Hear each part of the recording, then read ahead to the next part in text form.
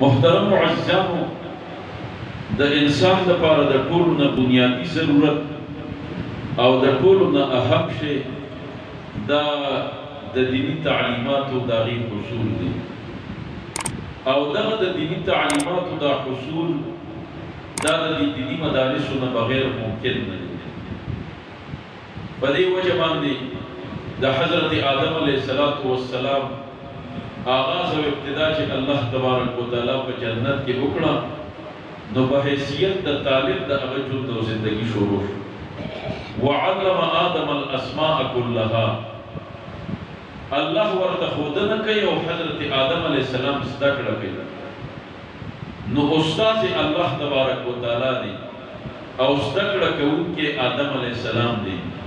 نو چې کوم ځای کې ښودنه او زده کړه کېږي هغې ته موږ مدرسه وایو. چې چېرته استاد او شاګرد موجودي هغې ته موږ مدرسه وایو. دا سلسله د حضرت آدم علیه السلام د ژوند سره د جنت نه چې کوم دی روانه شوه او چې کله حضرت آدم علیه السلام زده کړه وکړه نو د زده کړې نه وروسته الله ورته فرمایي وایي چې دا څه دې زده کړل دا به اوس په دې جنت کې نورو ته ښې. نو الله تبارک وتعالی ورله د درس حلقه هلته ولګوله او فرښتو له آدم علیه السلام تعلیم چې کوم دی دا ورکو. الله تبارک وتعالی ورته فرمایي یا آدم انبئهم باسمائهم چې ته دا څه دې زده کړل دا به اوس دې نورو ته چې کوم دی ښې. نو آدم علیه السلام د هغې بیا ښودنه شروع کړه په جنت کې.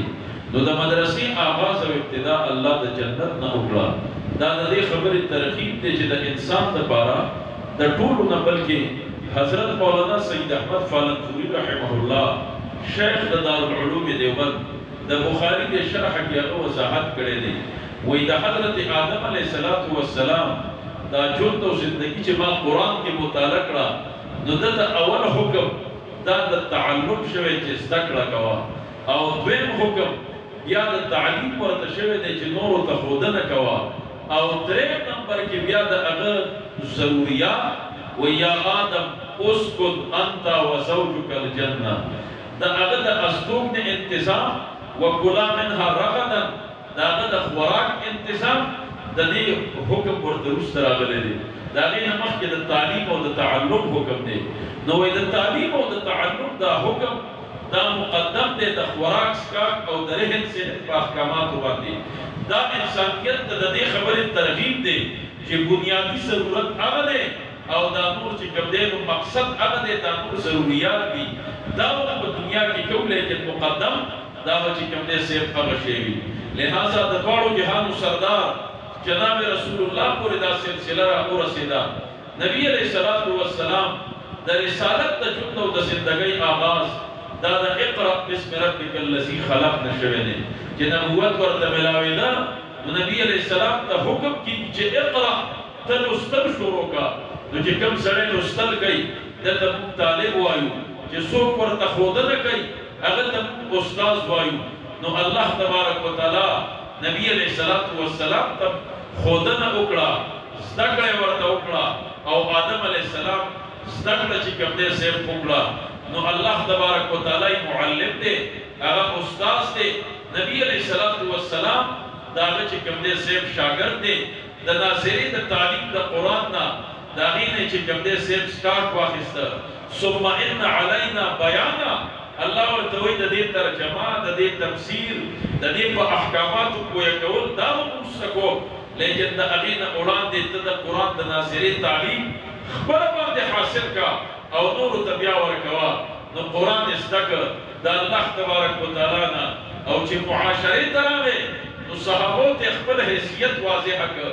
نبی علیه السلام ورته فرمایي وایي بعثت معلما زه الله استاذ راغلی ما ماله د قرآن تعلیم راکړی قرآن یې زما په سینه کې محفوظ کړی دی. زما ذمه داري استاده چې تاسو په دې قرآن او د دې په تعلیماتو باندې پوهه کړم. دا د دواړو جهانو د سردار د جناب رسول الله صلی الله علیه وسلم د ژوند او د زندګۍ هغه اهم پهلو او اهم مقصد هغه موږ ته قرآن بیان کړی دی په دغه الفاظو کې چې یتلو علیهم آیاته د دې ذمہ داري دا ده چې د قرآن د ناصرین تعلیم ورکي د داسې مداري دا ويعلمهم الكتاب چې د قرآن په تفسیر پوهه کی د داسې مداري دا چې په دې قرآن باندې عمل کوونکي چې کوم دې سیف وګرځي نو د هغې د ناصرین تعلیم دا نن په دې مدارسو کې روان دی دا په دې جماعتونو کې روان دی د هغې د ترجمې او د تفسیر تعلیم دا په دې جماعتونو کې نن د علماو شروع کړی دا په دې دیني مدارسو کې روان دی په هغې باندې عمل کوونکي هغه چې کوم دی نو په دې مدرسو کې تیاریږي د دواړو جهانو سردار جناب رسول الله مبارک د مسجد نبوي دا حال دا د رسول الله مدرسه وه او دې سره خوا کې اوس هم هغه ډبه موجود ده چې د رسول الله دغه سره د روضې مطهرې پسې شاته متصل لګېدلې د اصحاب صفا دا چبوترا مولانا سید احمد پالنپوري لیکلي وایي دا د حضور خانقاه وه مسجد نبوي دا یې درسګاه وه دا یې مدرسه وه او دغه چبوتره چې وه دا د رسول الله خانقاه وه نو مسجد نبوي کې به تعلیم ورکو دلته طالبان به راتلل او دارنګې په خانقاه کې به په هغې باندې عمل کوونکي تیارول لهذا یا د خانقاه هغه چې کوم تیارېدونکي خلک دي نو هغې لوږې تندې برداشت کړي دي خلکو د هغې په سټونو باندې د ابو هریره په شکل کې خپې ایښودي دي دا د خانقاه خلکو چې کوم صرف مدرسې ته راغلي دي نو هغې ته حضور سره شل ورځې تېرې کړي 10 ورځې تېرې کړي وایي دا سب چې زده کړل دا والی اوس علاقه کې د دې تعلیم ورکوئ وفد د عبدالقیس رسول الله ته راغی دا د بحرین نه راغی دا په خپله هلته مسلمانان شو د بحرین یو وفد دا رسول الله سره مدینه منوره کې میلاو شو وایي د حضور سره د هغې څه کسان مخکې میلاو شوي نبي علیه السلام ته د مشرانو پوښتنه وکړه پلانې څنګه دی پلانې څنګه دی هغې باندې زما سلام وایه نو هغه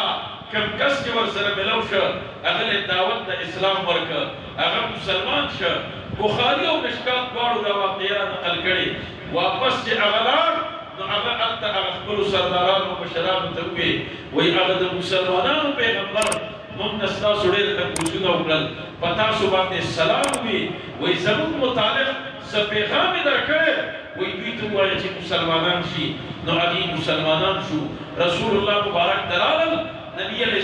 السلام سره ملاقات وکړه چې نبی علیہ السلام سره ملاقات وکړه نو ورته وایي چې د الله پیغمبر نه مرنا بامر فصل موږ ته جامع احکامات بیان کا ځکه موږ هر کار نشو راتلی قبیله مصر دا دلته عربو کې آباد دي نو هغې سره زموږ دشمني ده موږ هر وخت نشو راتلی جامع احکامات راته بیان کا چې ته موږ د هغه احکامات راکړې نخبر به من وراءنا هلته چې علاقه کې کوم خلک موږ نه پاتې دی نو چې موږ واپس لاړ شو چې ستا د هغه احکاماتو نه هغه خلک بیا خبر کړو نبي علیه السلام دوی د ځان سره ورځ نیمه ایثار کړل او دارنګې فامرهم باربع ونهاهم عن اربع جامع یو څلور خبرې ورته بیان کړې وایي د دې تعلیمات د دې باندې عمل وکوئ او د څلورو خبرو نه منع کړل نو حضور ورته فرمایي وایي احفظوهن موږ مدرسه کې طالبانو ته وایو چې دا د طالب دپاره رسول الله اصول بیانوي چې ته مدرسې ته رالې نو زده کړه وکړه رسول الله ورته فرمایي دا څه چې درته څه احفظوهن دا ځان سره یاد وساتئ په دې باندې ځان پوه کړئ او دارنګې بیا په دې باندې تاسو چې لاړ شئ